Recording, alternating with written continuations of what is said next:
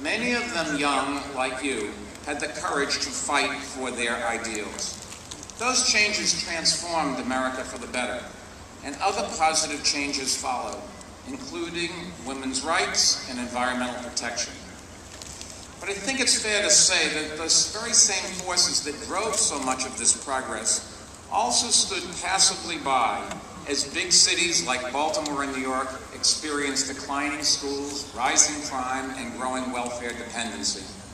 Once again, new forces of progress, I'm happy to say, rose to meet the challenge. But this time, they came more from the right than the left. And just as liberals were right to insist on equal rights and shared prosperity, I think conservatives were right to insist on government accountability and personal responsibility. Our history shows us that neither liberals nor conservatives have a monopoly on good ideas. No ideology has God on its side or a choir of angels at its feet. And yet one of the things that never ceases, you can applaud, thank you very much. And yet one of the things that never ceases to amaze me in government is how so many highly intelligent people are willing to accept the conventional wisdom without ever asking the hard questions. They follow ideology and special interests in the polls instead of following the facts. There's a saying that has served me well in business and in government. In God we trust, everyone else bring data. And your professors have never taught you to simply follow the crowd. The whole point of a university education is to ask difficult questions and search for the truth. And so they've encouraged you to look at the facts yourself and arrive at your own conclusions. That simple act is so basic and yet so important and so painfully absent from so much of our political dialogue.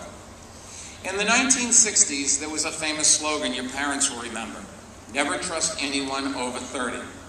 I will say we eventually outgrew that at about the age of 30, but it symbolized a very real feeling back then that our generation's ideals could change the world. Your generation will pursue its own ideas, and you'll live by your own set of rules.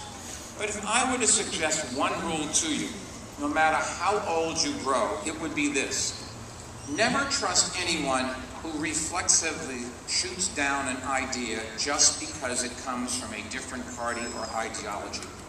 That kind of narrow-mindedness gets in the way of progress issue after issue.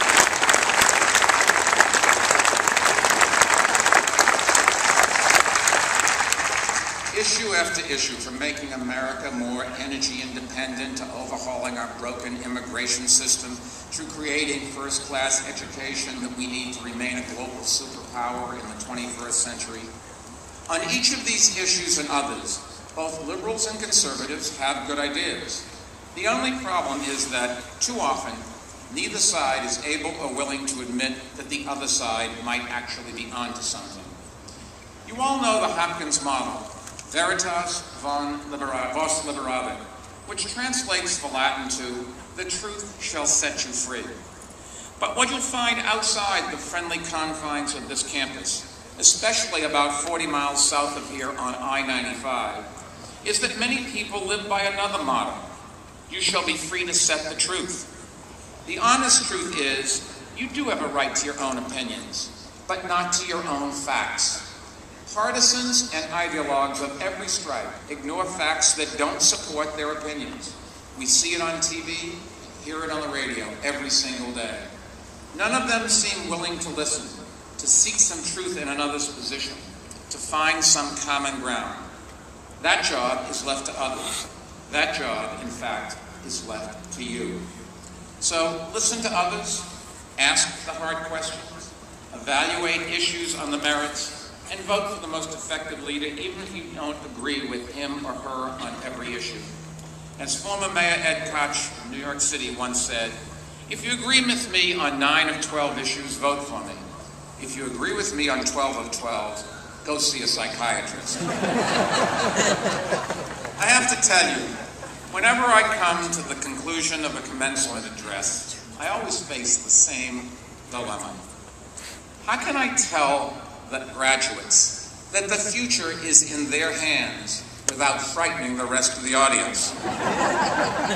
But the truth is, I have no doubt that the amazing education you've all received at Johns Hopkins puts you in an incredible position. The opportunities and possibilities before you are virtually endless. And you will find success if you work hard, take risks, ask your own questions, seek your own answers, maintain an open mind always, and never stop learning, never compromise your integrity, and never let go of the American spirit of independence. No doubt it's going to be challenging at times, but whether you're going into the military, entering the professional world, beginning a career in public service, or continuing your education, I know that your talent, your energy, your great independence will shine through. So grab one last natty bow at PJ's, because tomorrow the real work begins. Congratulations, all of us, on this wonderful, joyous day. And I want you to remember this piece of advice that I give to every person I hire. Don't screw it up. Good luck and God bless.